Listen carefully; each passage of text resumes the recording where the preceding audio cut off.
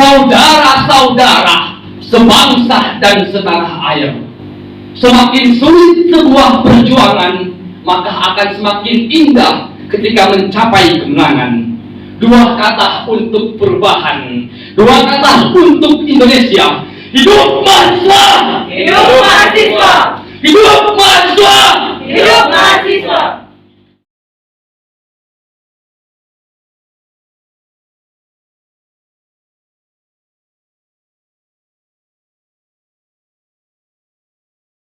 Dari Institut Agama Islam Negeri Gunung Bengkulu.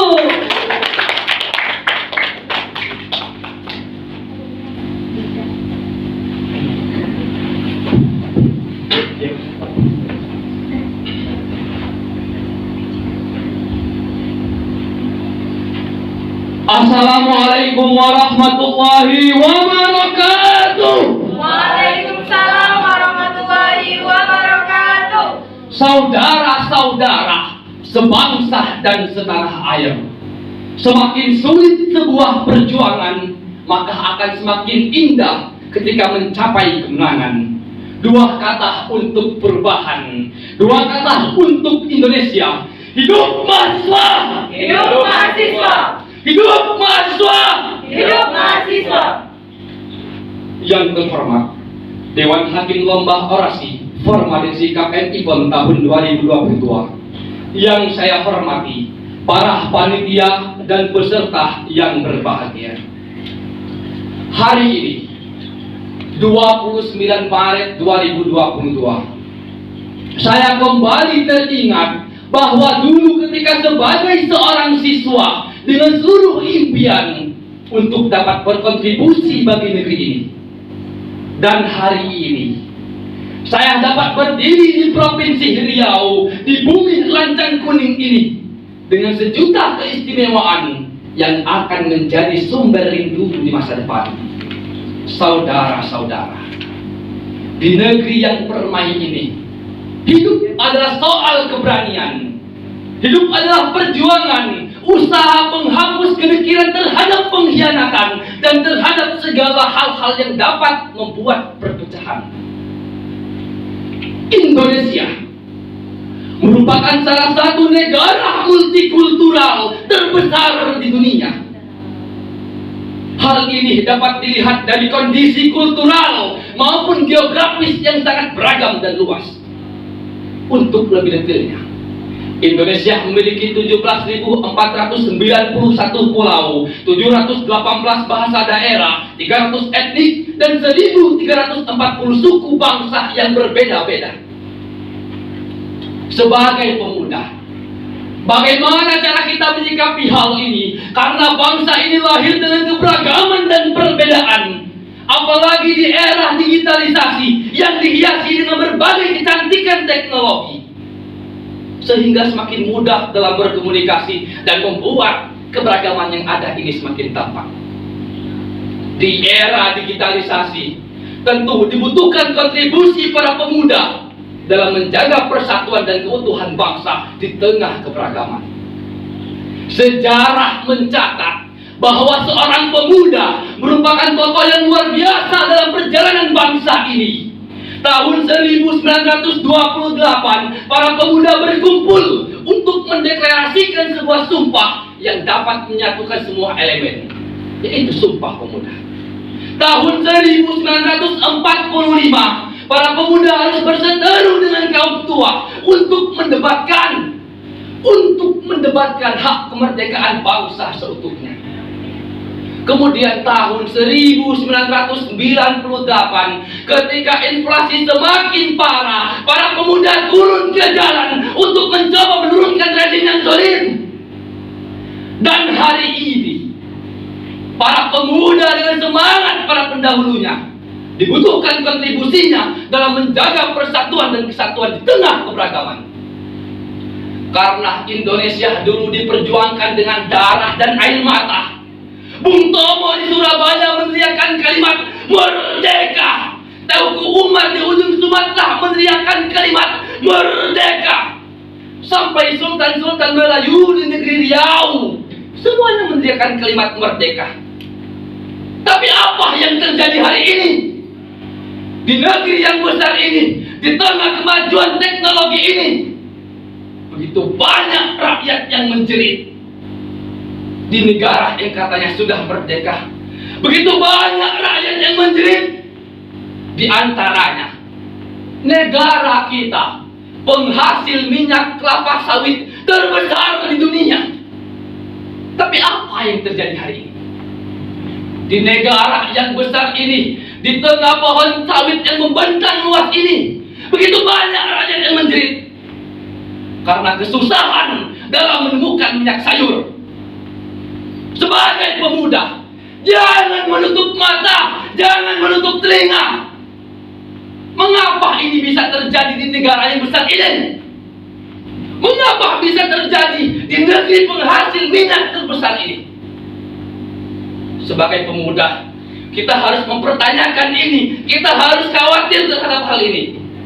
Karena ada oknum-oknum yang bermain di dalamnya, yang menggunakan kesempatan di dalam kesempitan, yang menari-nari di atas penderitaan, yang melakukan penimbunan, lalu menjual dengan harga yang selangit. Rakyat menjerit. Rakyat menjerit. Banyak yang menari-nari di atas penderitaan. Sebagai pemuda, jangan kita diam. Jangan menutup mata, menutup telinga terhadap apa yang terjadi hari ini. Negara kita, penghasil minyak kelapa sawit terbesar di dunia. Tapi apa yang terjadi hari ini? Perpecahan, keributan. Untuk mendapatkan minyak harus antri berjam-jam, yang berakhir dengan dorong-dorongan, desak-desakan, injak-injakan. Ini akan berakhir dengan perpecahan. Maka sebagai pemuda, mari kita mengambil peran di sini, membantu pemerintah dengan memberikan ide dan gagasan kita. Kemudian kita memberikan pemahaman kepada keluarga kita, kepada orang-orang terdekat, kepada masyarakat luas, agar tetap tenang. Agar tetap tenang di dalam menghadapi situasi saat ini. Karena ketidaktenangan akan mengakibatkan suatu perpecahan di dalam kebangsaan kita ini. Saudara-saudara, arus globalisasi ini begitu cepat masuk ke dalam kehidupan masyarakat. Arus globalisasi yang bergerak sangat cepat ini membawa perubahan dan pengaruh di bidang teknologi dan mempengaruhi pola hidup manusia. Maka saudara-saudara, kemajuan teknologi ini diharapkan membantu mempermudah urusan kita, mempermudah komunikasi di antara kita. Tapi apa yang terjadi hari ini? Kemajuan teknologi banyak disalahgunakan di tengah keberagaman ini.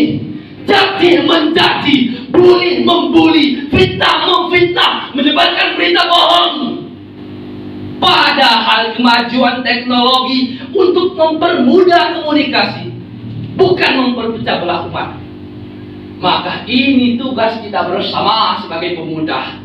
Kita berikan pemahaman kepada keluarga, kepada orang terdekat, kepada masyarakat, agar menggunakan teknologi dengan bijak di tengah keberagaman ini.